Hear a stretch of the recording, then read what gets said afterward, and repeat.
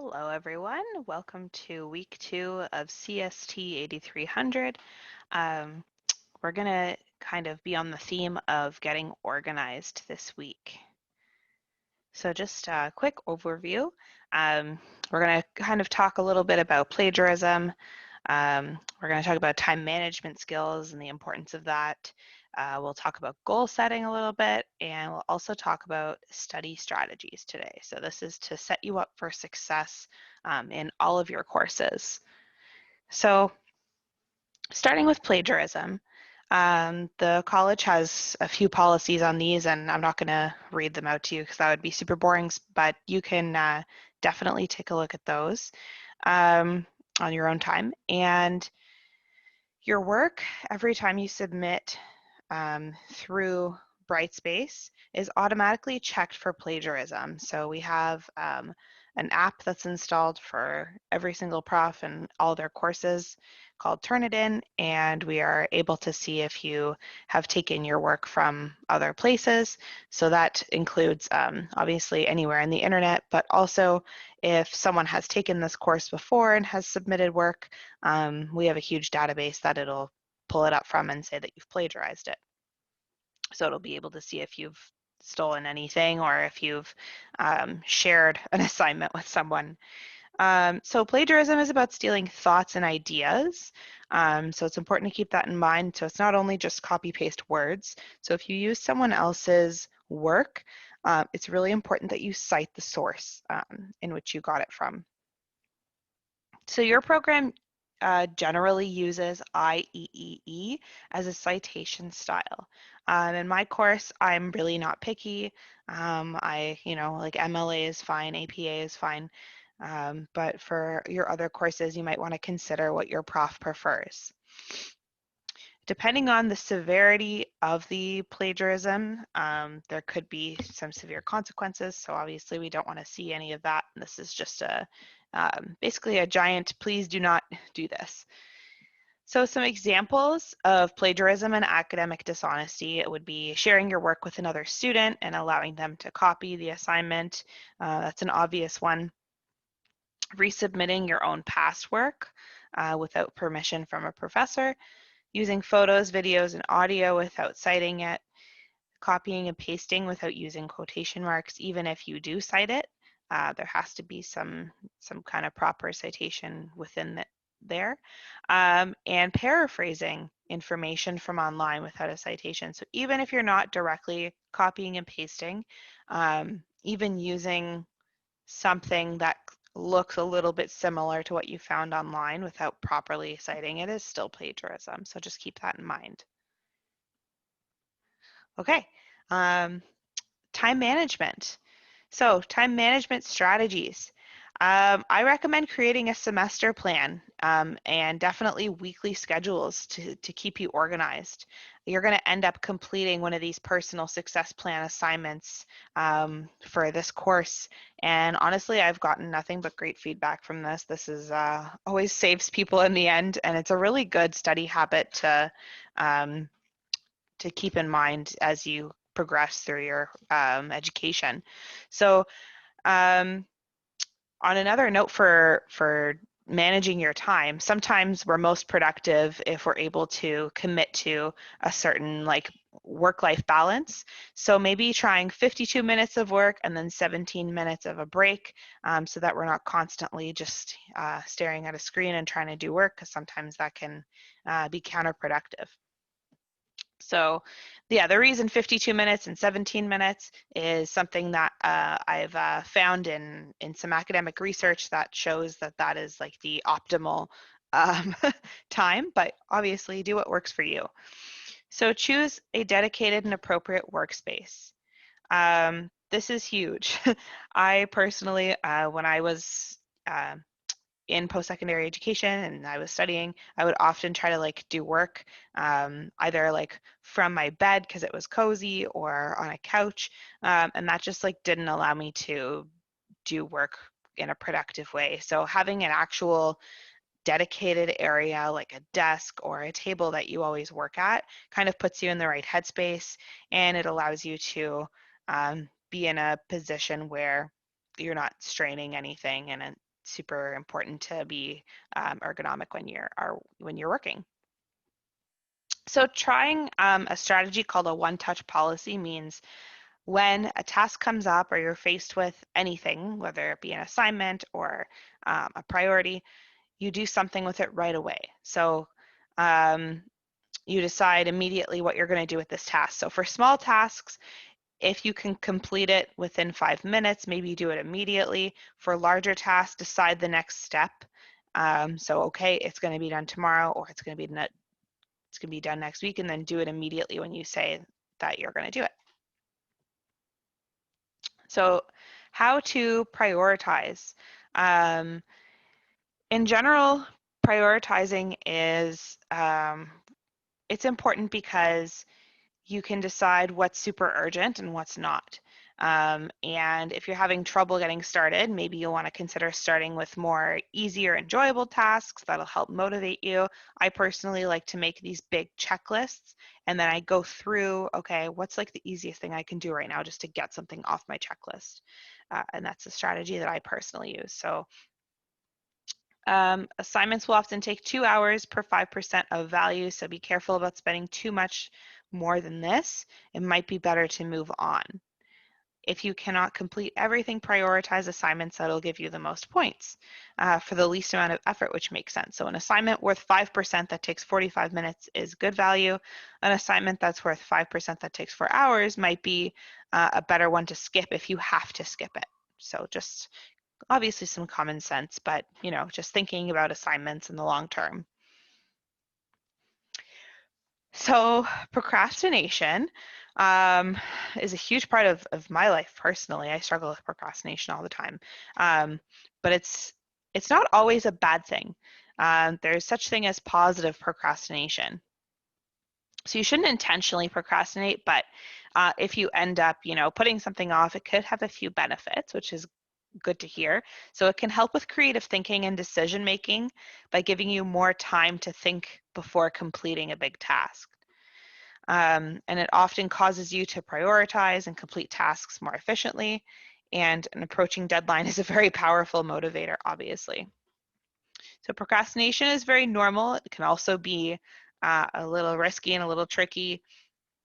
Try to think about how you can be responsible about procrastination, but I'm going to give you a few tips to practice safe procrastination. So if you already know you're going to be procrastinating, you should try to do it more responsibly. So things like don't avoid the task entirely until the last minute. So carefully review the task requirements early on, even if you don't intend on starting the work right away.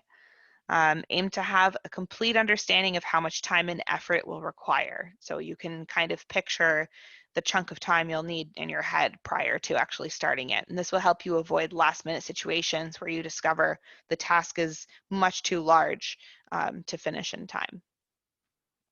Be an active procrastinator. So avoid spending time on useless things. I know it's really hard, especially if you're going to feel guilty and stressed the whole time about what you should be doing. So I know personally, if I have a task I need to do, instead of just going on TikTok for 2 hours, like I'll probably clean my whole house. And that's a much better way to procrastinate because it's actually productive. So instead of filling your time um, with activities that aren't productive, you can do things like exercise or practicing a hobby or spending time with family and friends. And these are actually healthy ways to procrastinate. Goal setting.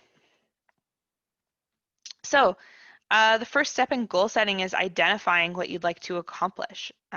These things might be related to your personal life, your education, or your future career. Short-term goals are typically within like the next year or so. So within the next few months, I want to do this, or within this year, I want to do this. And then long-term goals are typically more than a year away. Figure out which goals you value the most and which are most important to you, and identify opportunities and potential barriers for reaching these goals. So effective goal setting, number one would be clarity. So knowing exactly what the goal is, there's no question about what it is. It's very clear. It's like black and white, crystal clear. Number 2 would be challenge. So how challenging is it? Is it too challenging perhaps, and maybe it should be done in a smaller step? And then commitment, meaning are you committed to this goal? Because if you're not committed, then it's not like really a worthwhile goal to begin with, obviously. And then feedback. So taking time to actually take in feedback from yourself, from other people about maybe how you can reach this goal and what maybe could be fixed along the way. And task complexity. So this is really tricky because you want to make sure that if it's a really tricky goal, you want to break it down. And you want to, if it's too big of a goal, maybe you want to do smaller steps and maybe make it into 5 goals so that it's not just one big goal to work towards, because that could be really daunting. So effective goal setting, make SMART goals. I really like this acronym. I've used this a lot. So make it specific, make it measurable, make it achievable, make it relevant, and make it time-based. So is the goal challenging enough to actually motivate you? And you should actually reward yourself when reaching specific milestones to increase motivation.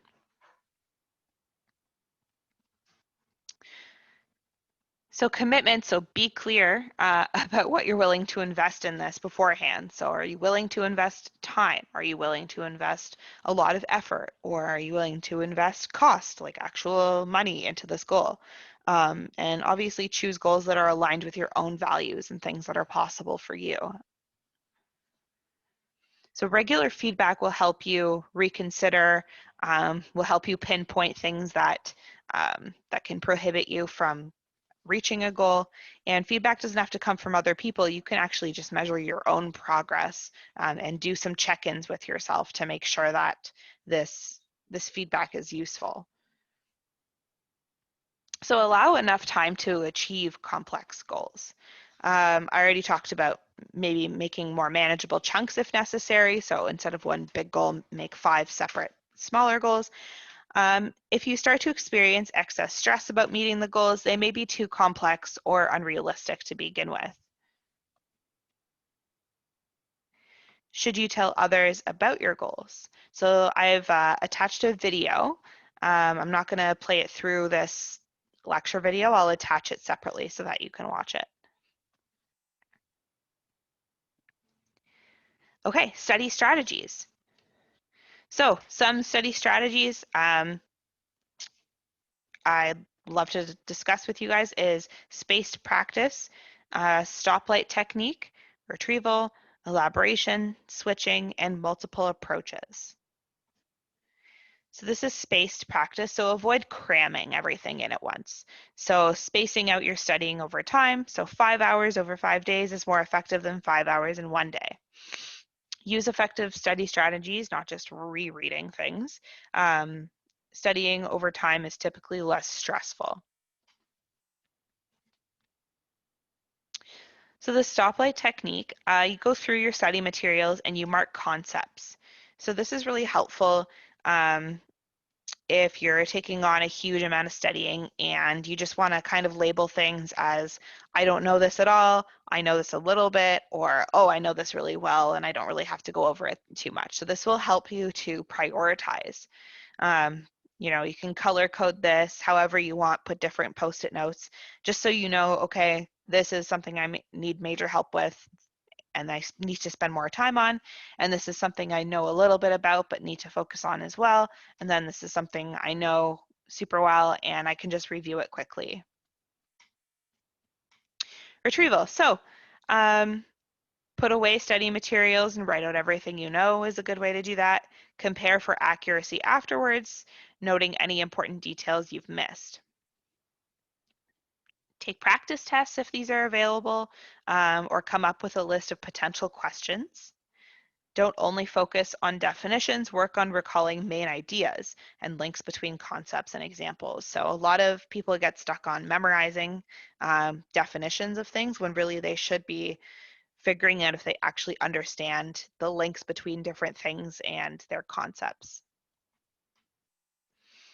Elaboration. Think about more than what is written in front of you. So ask yourself how things work and why. Make connections and comparisons between ideas. Think about how concepts apply to your experiences. This is a really good one. Find concrete examples of more abstract ideas. Discuss concepts with others. So always relate back to your study materials so you don't get off track. Eventual goal is being able to explain to someone else without looking at material. So make yourself an expert and actually being able to explain it to someone else is a huge way to measure whether you've made yourself an expert on it or not. So switching. So switch between different ideas during a study session. So that's kind of basic, like don't spend too long on one idea, but make sure not to switch too often. So don't always study ideas in the same order either. And this strategy will help you make links between ideas. Okay, multiple approaches. So this is really huge for me. So learning styles. In almost all circumstances, using multiple approaches will be more effective. So differentiating how you're actually studying. So instead of strictly reading or note copying, try reading, try visual representations of the material, maybe create an infographic for yourself, listen to someone else explain through videos or discussions, and practice concepts by doing. So especially math-based courses, instead of just reviewing, definitely like make yourself do it because it will help you.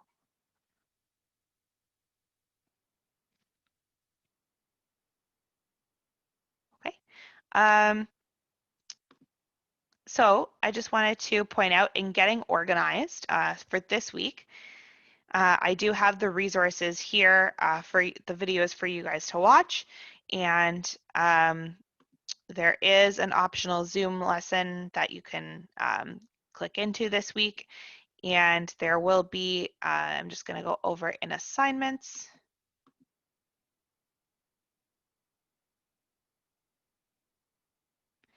I'm getting a little bit better at using like screen recording and Brightspace in general.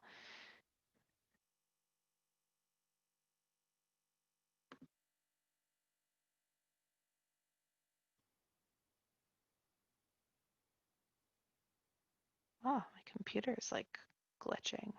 Don't know what's happening.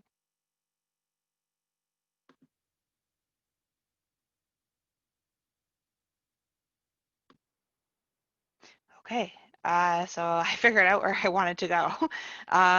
So discussions, so activities, and then discussions. And then for this week, it's going to be the week 2 discussion.